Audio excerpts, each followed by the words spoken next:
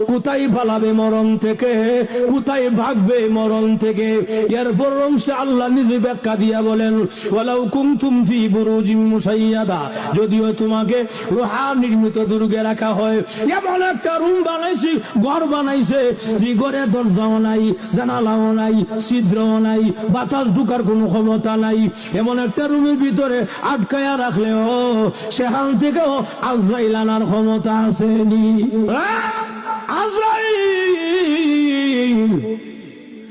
আমি জানি যে কোনো সময়ে মালাকুল মউত সামনে আসতে পারে। এই জন্য আমি যখন ঘর থেকে বের হই, ওযু করে ঘর থেকে বের হই। এখন আমার গায়ে ওযু আছে। আজরাইল দেখছনি আমার কান্দের মধ্যে এটা কি আছে? বলে গামছা, পুরান গামছা। এই গামছাটা হল আমার রাস্তার যায় নামাজ। যখন নাকি নামাজের সময় হয়ে যায়, আমি গামছাটা যায় নামাজ বানায়া দিয়া জমিনে মহান আল্লাহর কুদরতি কদমে সেজদায় পড়ে যাই। আজরাইল, অসুবিধা নাই রে, আমি জানি যে কোন সময় মরণ হবে আমার।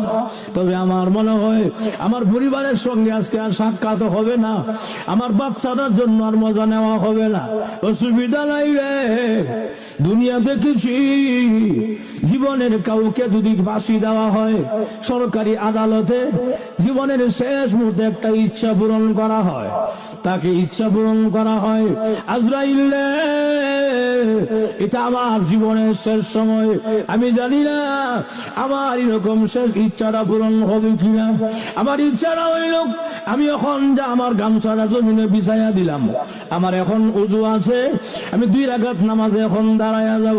তবে আমার ইচ্ছা হইল প্রথম রাকাতে আমার গায়ে তুমি হাত দিও না, দ্বিতীয় রাকাতের প্রথম সেজদা আমার গায়ে তুমি হাত দিও না।